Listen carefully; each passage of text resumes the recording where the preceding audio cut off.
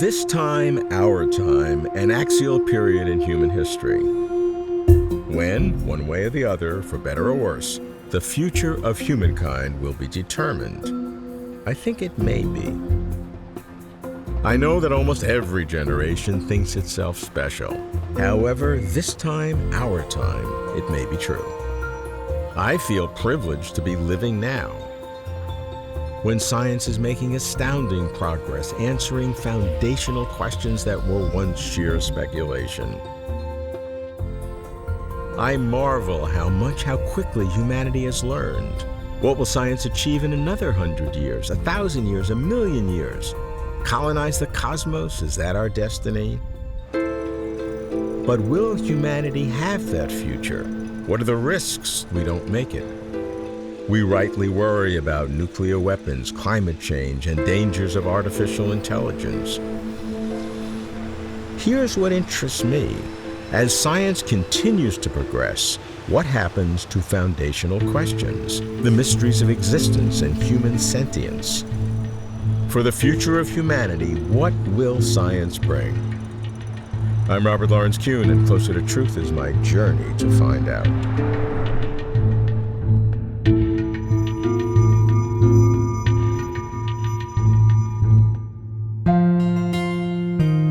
To foresee the future of humanity through the lens of science, I seek scientists and philosophers of science who question current belief, who challenge conventional wisdom. That's why I begin in Banff in the Canadian Rocky Mountains at a biennial conference of the Foundational Questions Institute, FQXI, where physicists and philosophers gather to discuss the deepest, most fundamental issues in science. FQXI is no ordinary scientific society. Here are polymaths and paradigm shifters.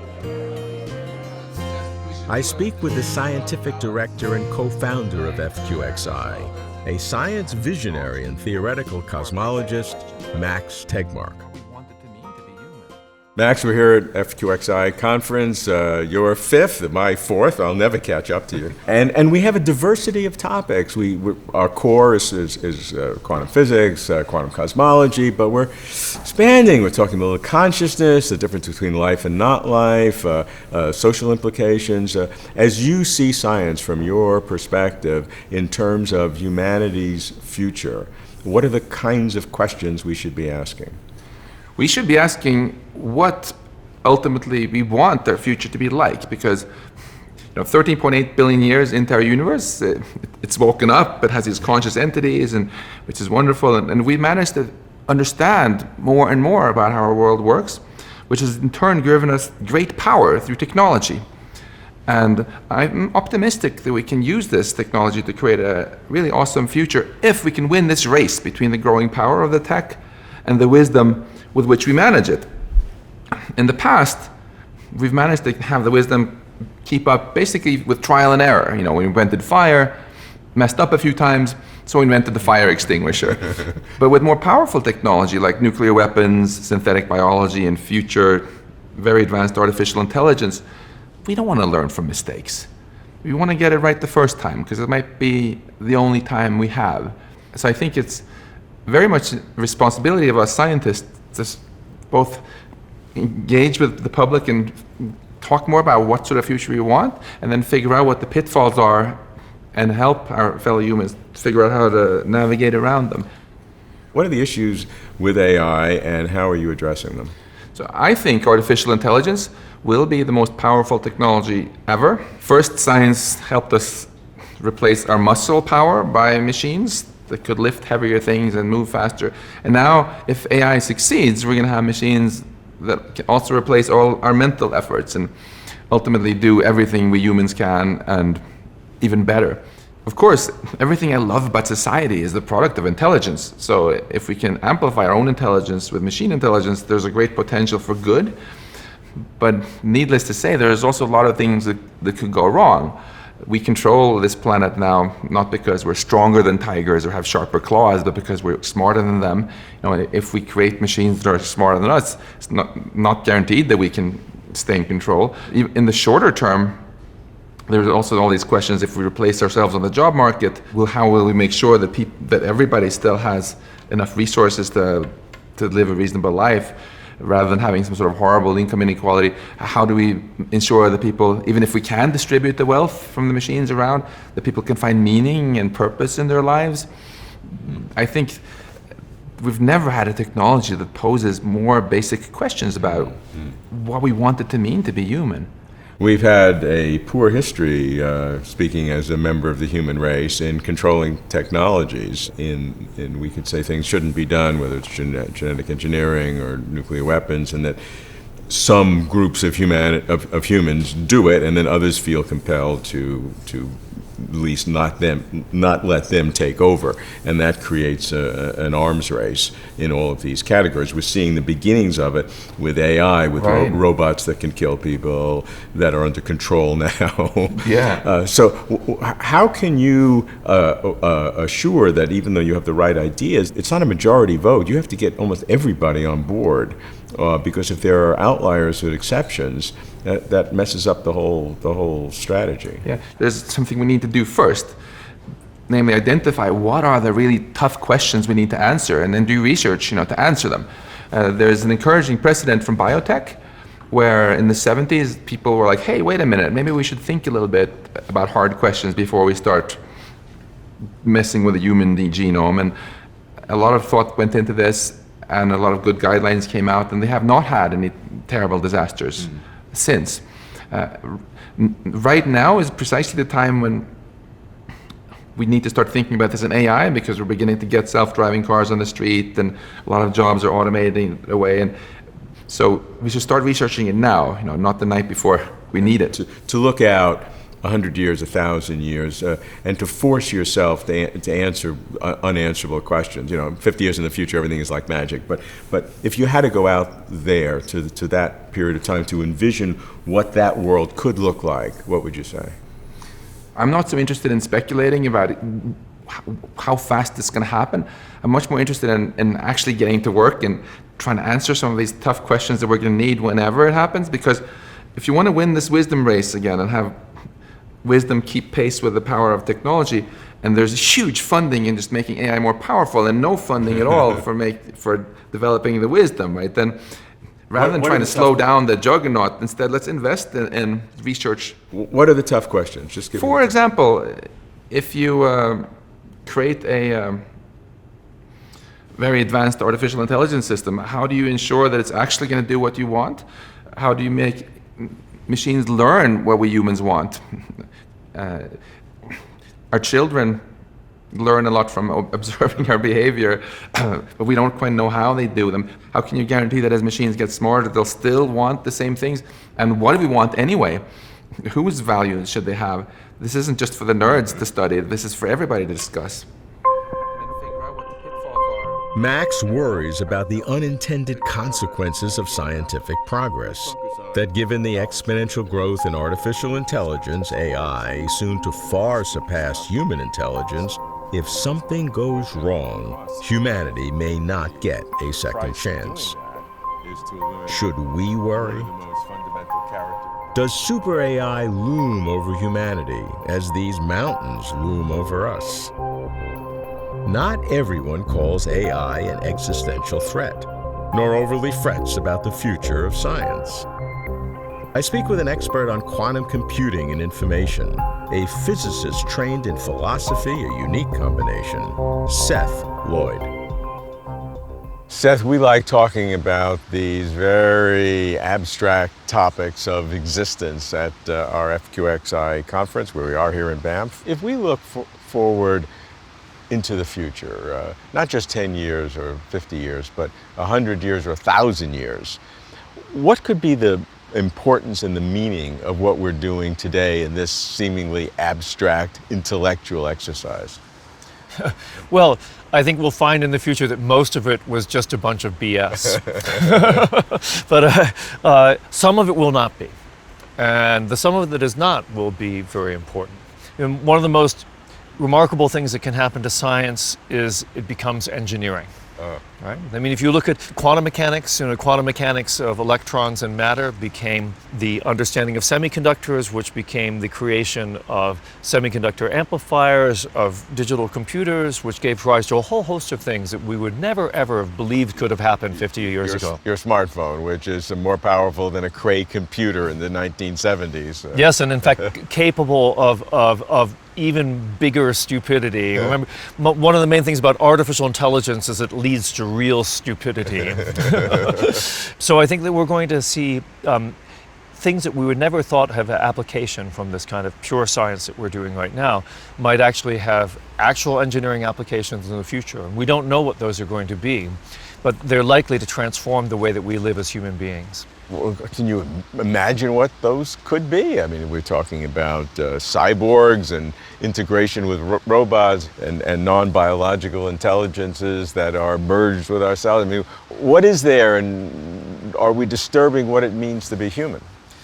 Yeah, well, I can't predict the things I have no notion about, but some things that you can extrapolate about are, as our computers and smartphones become more powerful and as we get more sophisticated in programming them, using, for example, machine learning techniques, then they're going to behave in ways that are much more human. I mean, they already are behaving ways that are very human. I think one of the most human things a computer can do is really mess with your brain in a truly unexpected fashion, and computers are doing more and more of that. I think it's quite likely that there's a long debate about whether machines can be intelligent, whether they can be conscious. I actually think this debate is in some sense irrelevant, because what's likely to happen is that as they become more smart, better learning of what's going on with us, better interacting with us, we will simply treat them as conscious beings. It's not, once somebody says, hey, don't turn off my smartphone, it's got some thinking and dreaming to do, at that point it doesn't matter whether it's conscious or not, we're treating them as conscious. And what would be the impact on humanity when that happens? Oh, well, we'll have a new friend. Is that good or bad? It could be good, it could be bad. And one of the, there's a current bunch of loose talk from people like Stephen Hawking and Elon Musk is that computers are going to take over the world and malign artificial intelligence will destroy humanity. I think this is just silly. First of all, we're way away from that right now, and rather simple precautions will prevent it from happening. What about the sense of human existence in the great cosmos? So, will we get to a point where we really understand more than we do now, or will the awe and mystery continue to get deeper? Human beings have not changed a lot in the last 100,000 years from their genetic makeup and the way we're thinking about things. I don't think things are going to change that much. And actually, in some sense, technology just provides distractions. It's not clear that someone who walks around with their phone like this is leading a more spiritual existence than someone who walks around taking in the beautiful water, the sun, the mountains.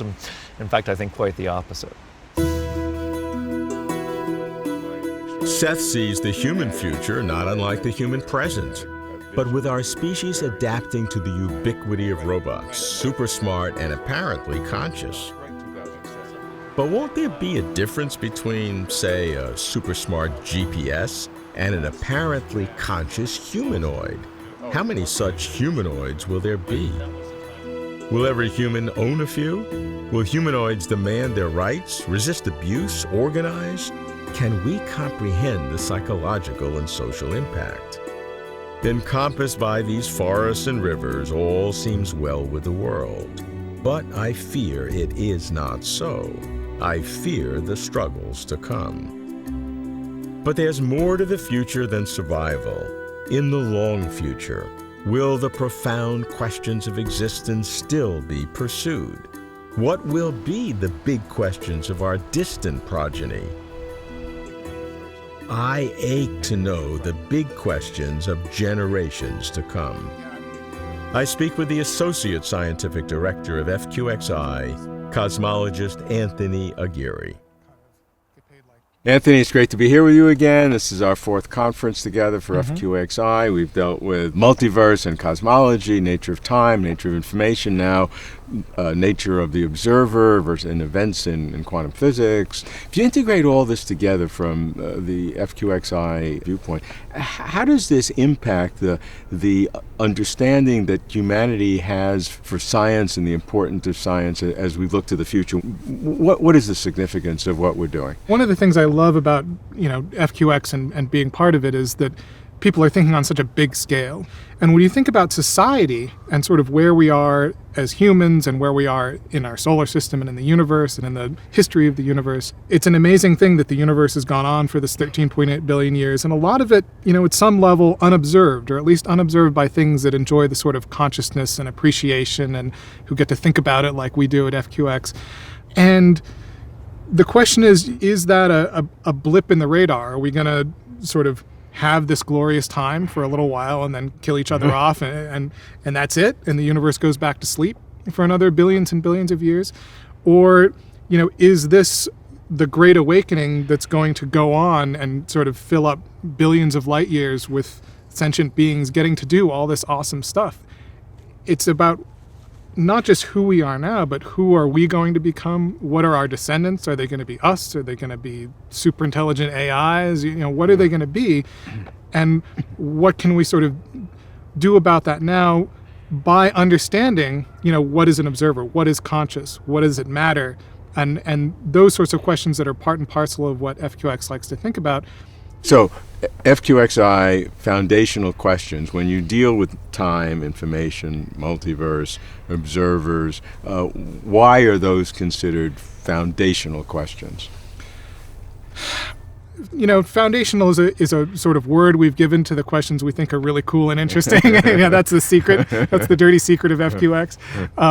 But there I think at some level things that have to do with the sort of big questions, the big nature of reality, the hard problems. So it's hard to say exactly what makes something foundational and FQXy, but you sort of know it when we see it. When you're like, yeah, that's really cool, and that's confusing.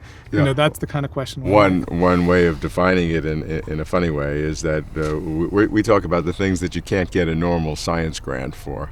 That is certainly that is certainly one way to define it by exclusion. But that covers a lot of things, Right. and it's tricky to find the ground that is still science and still rigorous and still you can talk about it with real scientific Right. methodology, and yet is far enough out sort of on the edge of what people can think about that it's hard to get conventional funding.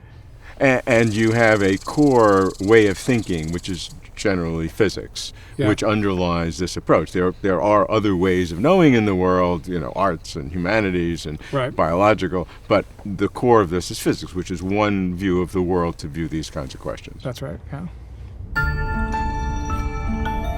We are the cosmos, self-aware and self-reflective. A brief coalescing of the scattered dust of dying stars, generating somehow conscious cognition, the cosmos comprehending itself. To me, for human consciousness to come about after almost 14 billion years of cosmic history and then to self-extinguish defies common sense, if not scientific logic. I cannot escape the unfashionable sense that meaning and purpose is about in the cosmos, that human beings are somehow central. That's why the future, to me, is not so much about amazing gadgets, however magical they may seem, but more about foundational questions, how they will endure and change, or perhaps remain the same. What's the real value of foundational questions?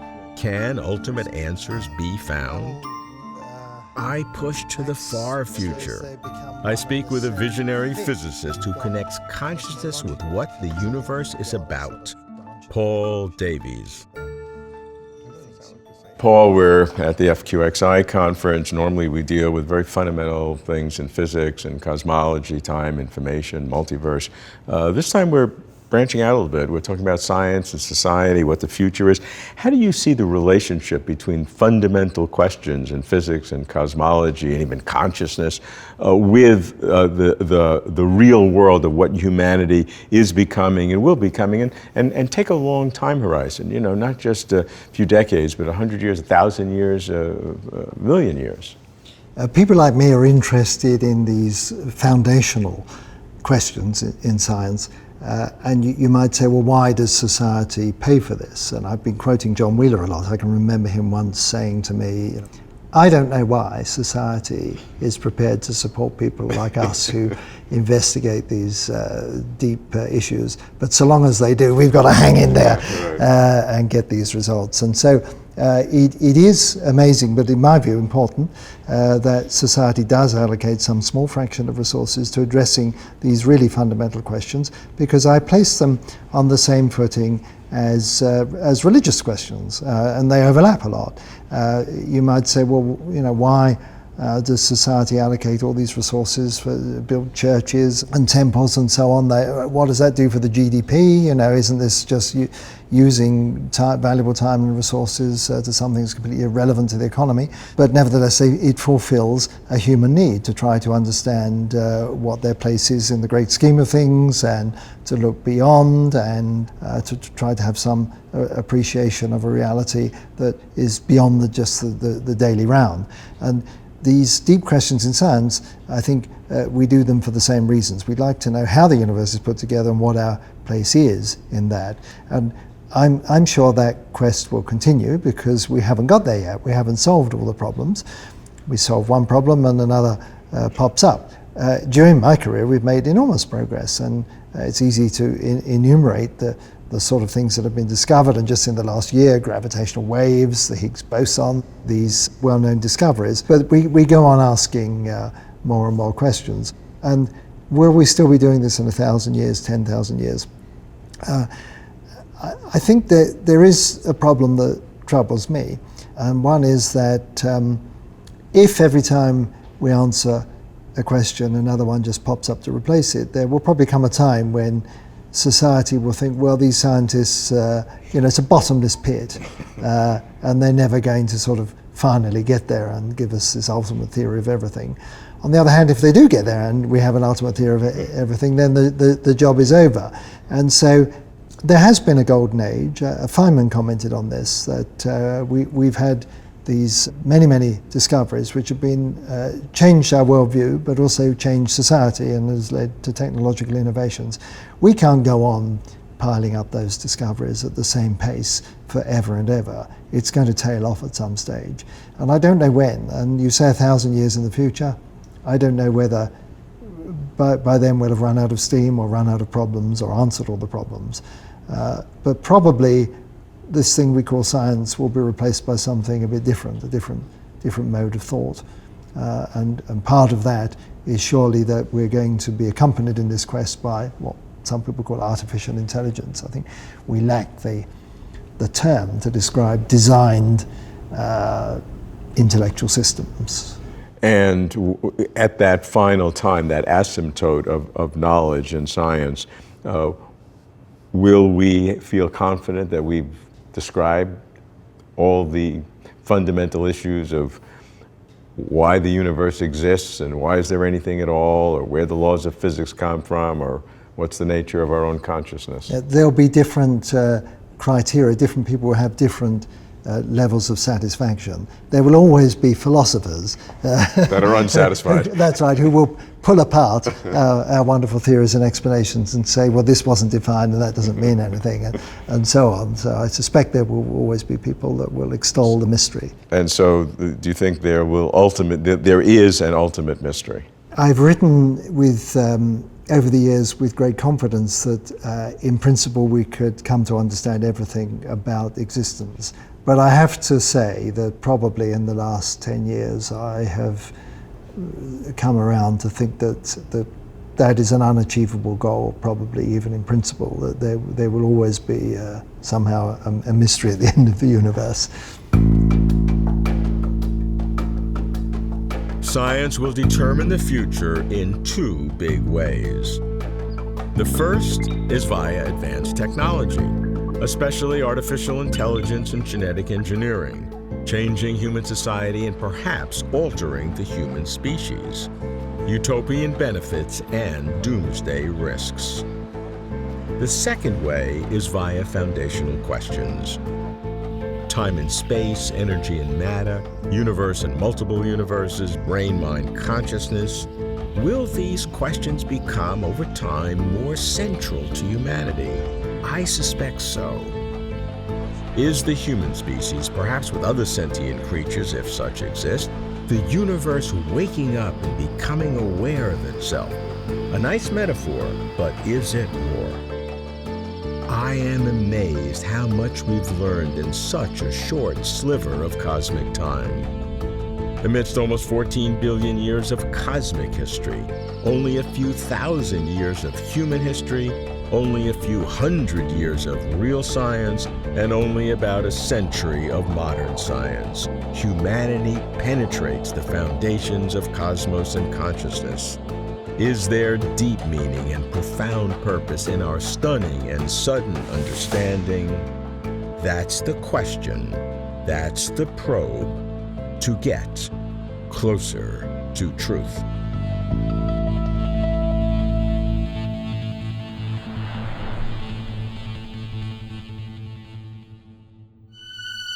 For complete interviews and for further information, please visit closertotruth.com.